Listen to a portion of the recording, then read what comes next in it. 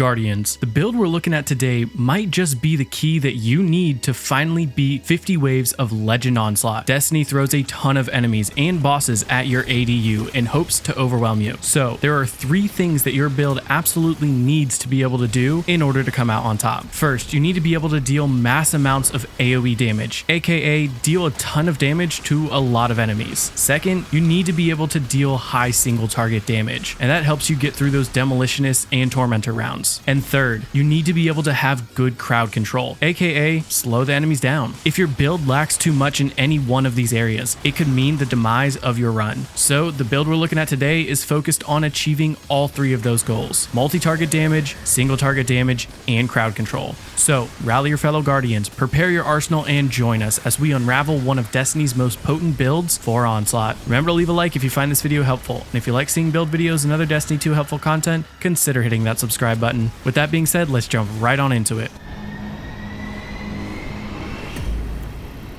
The build we're looking at today is a Strand Warlock build that uses Necrotic grips to poison mass amounts of targets. I briefly touched on it in my top 4 Onslaught builds for Warlocks, so go check out that video when you're done here. Necrotic grips is a pair of exotic gauntlets that allow the user to poison targets on melee hits. This poison deals damage every 0.5 seconds for roughly 9 seconds, and progressively gets stronger, with the last few ticks of poison dealing massively increased damage. More importantly, when this poison kills an enemy, it spreads it to other enemies within the 5-meter radius. While this by itself is pretty cool, we have a ton of synergies with this build. First, Weapons of Sorrow, that being Osteo, Thorn, Touch of Malice, and Necrochasm. All of these weapons will help spread that poison. Thorn and Osteo are my 2 favorite, so now we can activate that poison from range. And second, with the aspect mindspun invocation, we can make it so that any final blow creates a suspending burst. We will touch more on how that works in the aspect section. And third, with Strand, we have 3 melee charges to work with. This means more poison damage, but it also means we can unravel more targets. See, the Warlock melee, it intrinsically allows you to unravel a target, and with unravel, as long as the target keeps taking damage,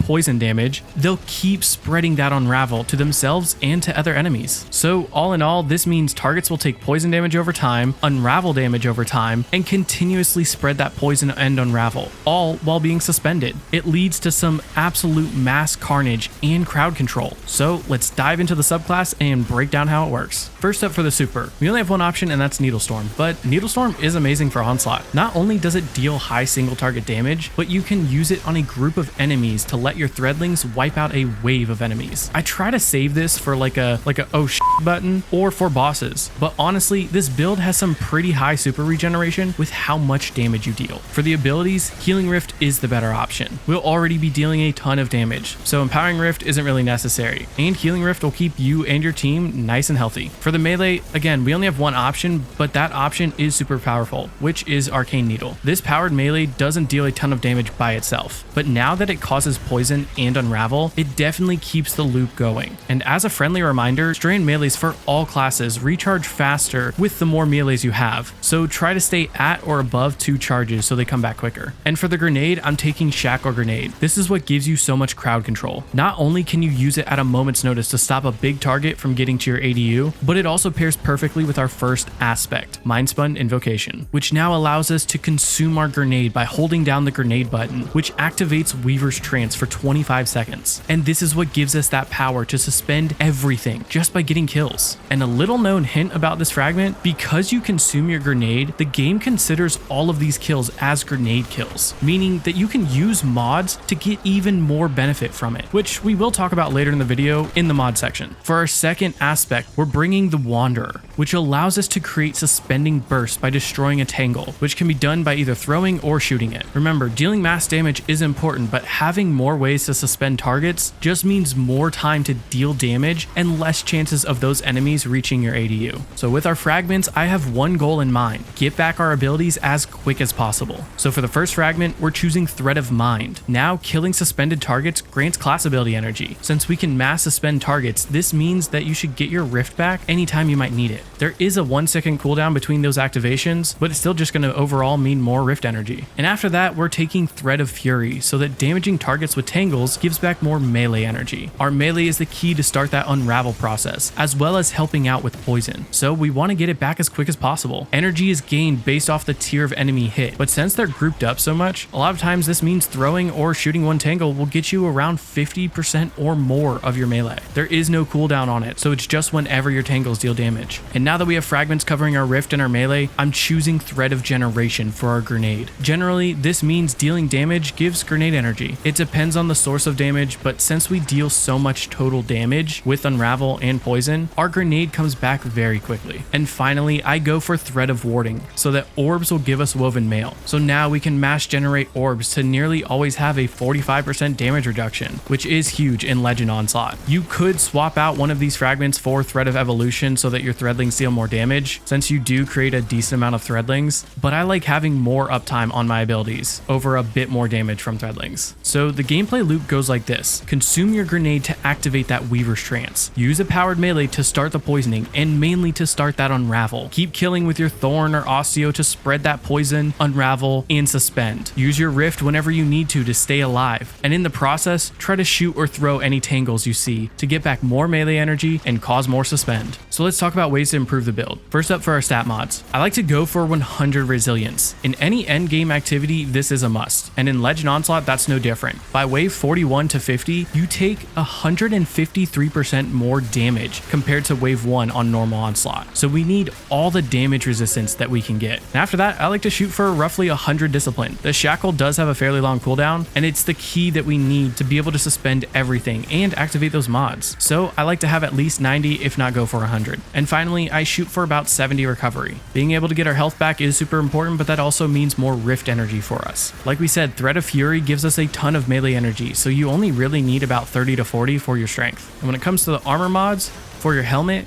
the first one I'm taking is Kinetic Siphon, so that rapidly killing with a kinetic weapon will create orbs. Orbs give us ability energy, scrap, health, and woven mail, so having our main source of damage generate orbs is absolutely massive. I also love to take Ashes to assets. Now this sounds a bit counterintuitive since we only have Shackle Grenade that basically can't kill a target, but if you remember, when we consume it and have the Weaver's Trance buff, any kill now counts as a grenade kill. So for those 25 seconds, you're getting a ton more super energy. I have the same reasoning behind the gauntlet mods that I'm taking. We take firepower so that now we create orbs on kills every 7 seconds while in Weaver's Trance. And we already create orbs from our Weapons of Sorrow, so we're essentially doubling up on orb creation. We then take momentum transfer so that while we're still in that Weaver's Trance, we gain more melee energy every 7 seconds. And finally, I take impact induction so that we can use the powered melee to get back my grenade. Having that Weaver's Trance buff active is huge for many reasons, but like I said, the gameplay loop is to consume that grenade and then use a melee, so that melee will immediately be giving back 12% right after using your grenade. When it comes to the chest mods, we're gonna take 3 resistance mods. The general rule of thumb is 1 arc, 1 solar, and 1 void, but this could change based off what you're facing. With Hive, you'll get rounds of Thrall that deal arc damage and a ton of ogres that will deal void damage, so you might want to take an extra void and drop the solar mod, but it's purely up to you and the enemies that you're facing. When it comes to the leg mods, I switched out my mods a few times while playing, but I think the best option is as follows. We take recuperation and innervation to gain a bump of health and grenade energy whenever we pick up an orb. This ends up being around 70 health and 10% to our grenade. Then I like to pair it with kinetic weapon surge. I'm not 100% sure if this actually affects the poison damage, but even if it doesn't, it does help with the regular bullets, and in those later rounds, it's going to help you get kills quicker to start that suspending and poisoning burst everywhere. When it comes to the mark,